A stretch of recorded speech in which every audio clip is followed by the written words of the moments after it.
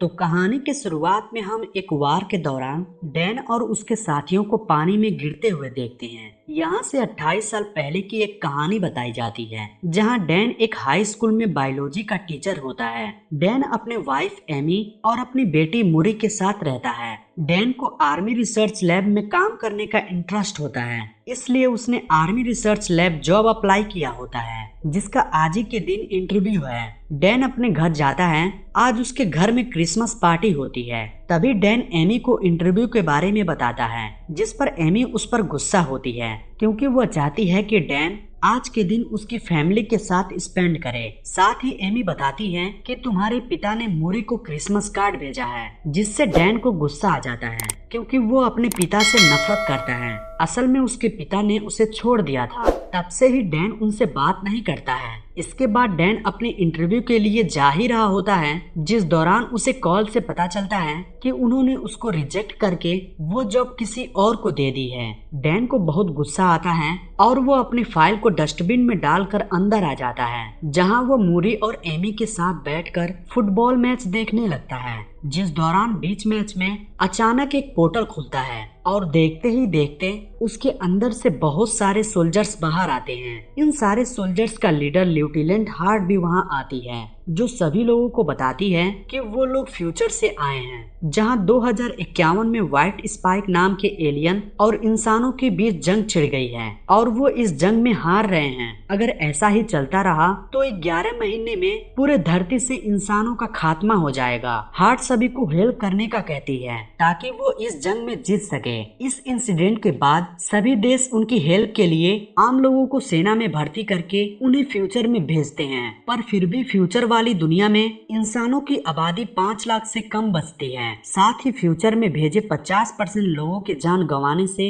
अब लोग फ्यूचर में जाने के लिए सवाल उठाने लगते हैं, जिसके चलते सभी फ्यूचर में जाने के लिए विरोध करने लगते हैं। असल में सभी को सिर्फ 7 दिनों के लिए भेजा जाता है। अगर वो 7 दिनों तक जिंदा रहे तो वापस पास्ट में आ जाते हैं। इधर मूरी भी इस बात से परेशान होकर रोने लगती है और अपनी माँ को कहती है कि वो कभी भी फ्यूचर में ना जाएं। तभी डैन वहाँ आता है और मूरी से बात करके उसे शांत करता है। अगले दिन जब डैन क्लास में होता है, तब उसके फोन में एक अलर्ट मैसेज आता है। असल में डैन को जल्द से जल्द आर्मी रिसर्च सेंटर में आने को कहा जाता है। डैन जल्दी से वहाँ जाता है, क्योंकि उसे लग रहा था कि उसे अब जॉब मिल जाएगी। लेकिन यहाँ आने पर सोल्जर उसके हाथ को एक मशीन में डालते हैं। तब डैन को पता चलता है कि वो लोग उसे फ्यूचर में लड़ने के लिए भेजने वाले हैं। वो लोग डैन को ये भी बताते हैं कि उसकी 7 साल में डेथ हो जाएगी। डैन उनसे कुछ पूछ पाता, तभी उसके हाथ में एक डिवाइस लगा दिया जाता है, ताकि वो लोग डैन को ट्रैक कर सकें। और उसे बताया जाता है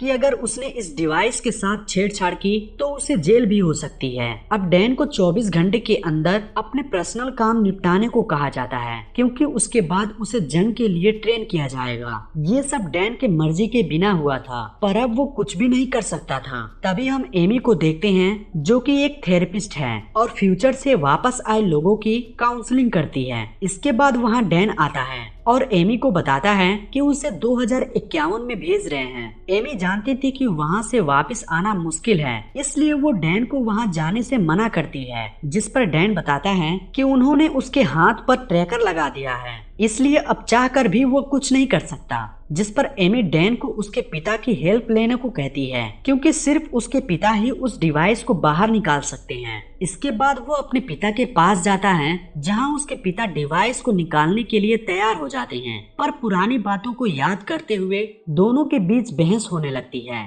इसलिए डैन गुस्से में उस डिवाइस को निकलवाए बिना ही वहां से चला जाता है। एमी को बताता है कि उसे जंग लड़ने जाना ही पड़ेगा। ये जानकर एमी बहुत रोती है, पर डैन उसे प्रॉमिस करता है कि वो 7 दिन में वापस आ जाएगा। जिसके बाद वो मूरी को अलविदा कहता है और वहाँ से रिसर्च सेंटर चला जाता है। यहाँ डैन के साथ कई लोग फ्यूचर में जाने वाले थे। यहाँ सभी को आर्मी ड्रेस दी जाती है और सबको अलग अलग टीम में बांट दिया जाता है, जिसमें डैन की टीम का नाम आर फोर्स होता है, जो कि एक रिसर्च टीम है। यहाँ एक लड़की सवाल करती है कि वो टाइम मशीन से पीछे जाकर वार शुरू होने से पहले ही दुश्मनों को क्यों नहीं मार सकते, जिस पर वहाँ बैठा एक ऑफिसर उसे बताता है कि उनकी टाइम मशीन सिर्फ 30 साल का ट्रेवल कर सकती है, जिसमें वो सिर्फ 2051 में जाकर वहां से वापस 2022 में आ सकते हैं। इसके अलावा उन्हें ये भी बताया जाता है कि उनके जो दुश्मन हैं वो कोई इंसान नहीं है बल्कि एक एलियन है। रात होने पर डैन अपने दोस्त चार्ली से बात करता है,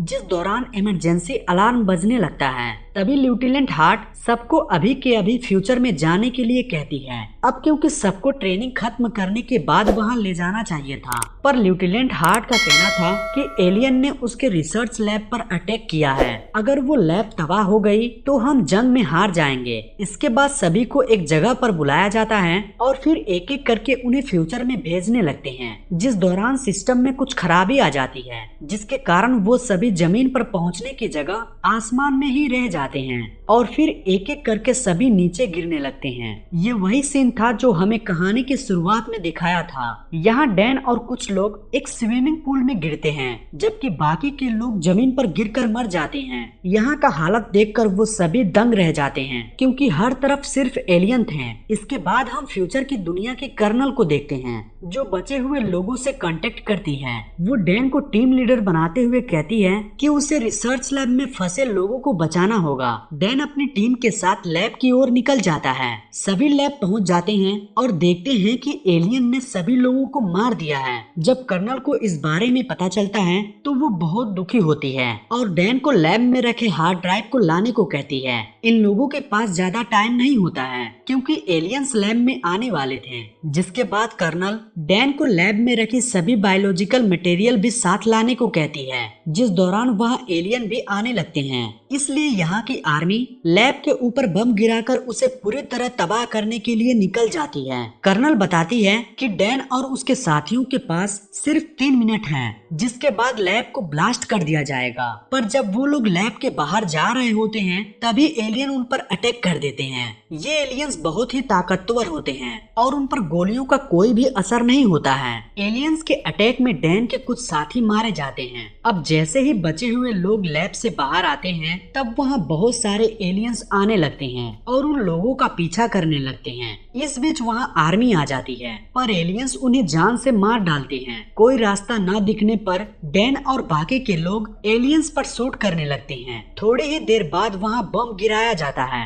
जिससे बहुत ही बड़ा ब्लास्ट हो जाता है, जिससे सभी एलियन मारे जाते हैं। साथ ही इस ब्लास्ट के कारण डैन के कई साथी भी मारे जाते हैं और कई घायल हो जाते हैं। अब जैसे ही डैन की आंख खुलती है तो वो एक कैंप में होता है। यहाँ पता चलता है कि डैन का दोस्त चार्ली ही बचा था। जब वो दोनों कैंप के बाहर आते हैं तो उन्हें अपनी टीम का एक आदमी और दिखता है, जिसका नाम डोरियन है। डोरियन फ्यूचर में तीसरी बार आया था, इसलिए डैन उनसे पूछता है कि क्या तुम मरने से नहीं डरते हो, जिस पर डोरियन बताता है कि उसे कैंसर है और वो सिर्फ 6 महीने जीने वाला है, इसलिए उसे अपने तरीके से बची हुई लाइफ जीनी है और घर पर रहने से अच्छा है वो लड़कर मरना चाहता है। इस दौरान वहाँ 2 सोल्जर आते हैं जो डैन को अपने साथ आने को कहते हैं, जबकि डोरियन और चार्ली को वापस लैब वाली जगह पर जाने को कहा जाता है। डैन डोरियन से चार्ली का ध्यान रखने को कहता है क्योंकि चार्ली बहुत डरा हुआ था और वहाँ वापस जाना नहीं चाहता था। दूसरी ओर डैन जब कर्नल से मिलता है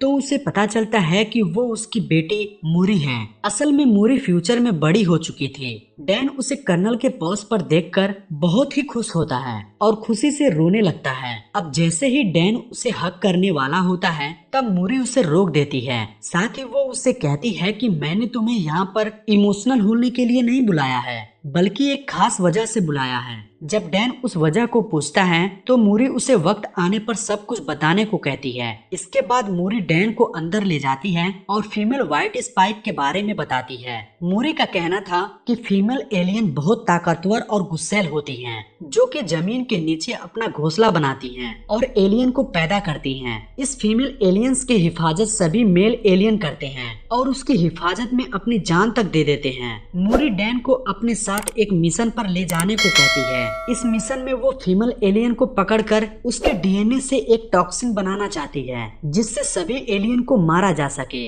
असल में सभी अब तक मेल एलियन को मार रहे थे, लेकिन फीमेल एलियन को मार पाना मुश्किल था। अगर फीमेल एलियंस मारी जाएं तो फिर और एलियंस पैदा ही नहीं होंगे और बचे हुए एलियंस को मारकर वो दुनिया को बचा लेंगे। इसके बाद वो सभी उस जगह पर जाते हैं जहाँ फीमेल एलियन जमीन के अंदर रहती है। इस जगह जगह पर जाकर मूरी डैन को ऊपर ही रहने को कहती है और वो नीचे आकर फीमेल एलियन को पकड़ने लगती है। ये एलियन बहुत ही ताकतवर होती है और वो अपने मेल एलियन को आवाज लगाकर उन्हें बुलाने लगती है। कुछ ही देर बाद वहाँ बहुत सारे एलियंस आने लगते हैं। ये देखकर डैन अपनी बेटी को बचाने के लिए नीचे उतर जाता है। आखिर में उस एलियंस को पकड़ लिया जाता है और फिर उसे हेलीकॉप्टर से सेंटर में भेज दिया जाता है। पर तभी वहाँ कई एलियंस आ जाते हैं जिसके अटैक से काफी सोल्जर्स मारे जाते हैं। इधर डैन और मूरी आर्मी की एक कार में बैठ जाते हैं जहाँ डैन कार को ड्राइव करता है और मूरी एलियंस पर शूट करती है। इसके बाद वो दोनों एक बीच पर पहुंच जाते हैं जहाँ एक भी एलियन नहीं था। इधर मूरी डैन से गुस्सा होकर पूछती है कि वो हेलीकॉप्टर से नीचे क्यों आया, जिस पर डैन कहता है कि तुम मेरी बेटी हो और तुम्हें खतरे में देखकर मैं चुप कैसे बैठ सकता था। यहाँ मूरी डैन को बताती है कि मैं जब 12 साल की थी तब तुम मुझे और मेरी माँ को छोड़कर चले गए थे और फिर कुछ सालों बाद तुम्हारी डेथ हो गई। यही कारण था कि मूरी अभी तक डैन को देखकर खुश नहीं थी। मूरी को रोता देखकर डैन बहुत दुखी होता है। उसे समझ में नहीं आ रहा था कि उसने आखिर पास्ट में अपनी फैमिली को क्यों छोड़ा। थोड़ी ही देर बाद वहाँ हेलीकॉप्टर आता है और समुद्र के बीच बने आर्मी सेंटर में ले जाता है। इस जगह को इतना खास बनाया गया था कि कोई भी एलियन वहाँ न आ सके। इस जगह पर ही उस फीमेल एलियन को रखा गया था। मूरी उसका ब्लड सैंपल लेकर उसका डीएनए निकालती है। डीएनए चेक करने पर उसे पता चलता है कि अभी उसे कई सैंपल लेकर हजारों टेस्ट करने होंगे, तब जाकर एक टॉक्सिन बनेगा। इस टॉक्सिन बनने के बाद वो सभी एलियन को आसानी से मार सकेंगे। मूरी सभी डीएनए सैंपल्स पर काम करती है और उसे अभी तक परफेक्ट डीएनए सैंपल्स नहीं मिला था। ये सैंपल सिर्फ 60% और 50% तक ही सीमित होते थे।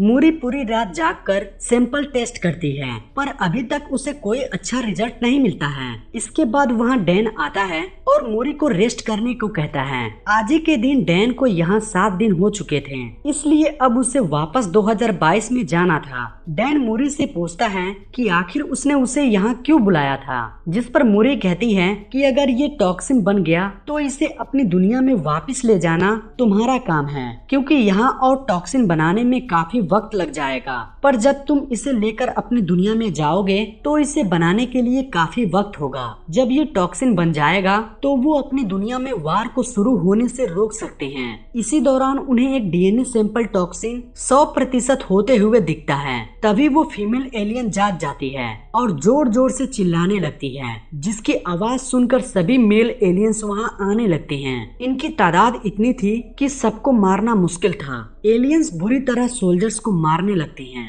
वहीं डैन और मूरी एक साथ होते हैं, जिस दौरान मेल एलियंस उस फीमेल एलियन को आजाद कर देते हैं। अब डैन को जल्द से जल्द उस जगह पर पहुंचना है जहां से वो वापस 2022 में जाएगा, लेकिन इस जगह पर काफी एलियन आ चुके थे। दोनों उन्हें मारते हुए आगे बढ़ते हैं कि तभी फीमेल एलियन मूरी को अटैक करके उसे घायल कर देती है। इसके बाद डैन मूरी को लेकर आगे बढ़ता है। तब टाइम ट्रेवल मशीन ऑन हो जाती है। यहाँ मूरी डैन से माफी मांगती है और कहती है कि मैं भी तुमसे बहुत प्यार करती हूँ। डैन अपनी बेटी को भी पास्ट में ले जाना चाहता था, इसलिए वो उसके पास ही बैठ जाता है। पर तभी वहाँ फीमेल एलियन आ जाती है और मूरी को पकड़ लेती है। डैन उसे बचा पाता इससे पहले ही टाइम मशीन द्वारा उसे 2022 में भेज दिया जाता है। यहाँ डैन के साथ साथ चार्ली, डोरियन और बाकी के कुछ लोग भी आए हुए थे। डैन लिeutenant हार्ट को वो टॉक्सिन देता है और बड़ी मात्रा में बनाकर फ्यूचर में भेजने को कहता है, जिस पर लिeutenant हार्ट बताती है कि अब जंप लिंक बंद हो गया है, यानी कि अब उस टाइम मशीन का यूज नहीं कर सकते हैं, इसलिए वो ये वार हार गए हैं। जिसके बाद डैन अपनी वाइफ से मिलता है। डैन फ्यूचर में मूरी की डेथ को लेकर बहुत दुखी था। जब वो घर आकर मूरी को देखता है तो उसे गले लगा लेता है और रात भर उसके रूम में ही बैठा रहता है। जिसके बाद एमी उसके पास आती है। तब डैन उसे फ्यूचर की मूरी के बारे में बताता है। अब डैन फ्यूचर में होने वाले वार को रोकने के लिए कुछ करने का सोचता है, इसलिए वो सबसे पहले डोरियन के पास जाता है और उससे एलियन का नेल मांगता है, जो कि डोरियन ने फ्यूचर में जाकर अपने पास रख लिया था। इसके बाद वो दोनों उस नेल को लेकर चार्ली के पास जाते हैं। चार्ली उस नेल पर रिसर्च करता है तो उसे पता चलता है कि उनके नेल्स पर ज्वालामुखी की राख लगी हुई है। चार्ली बताता है कि ये राख चाइना में फटे ज्वालामुखी की राख है।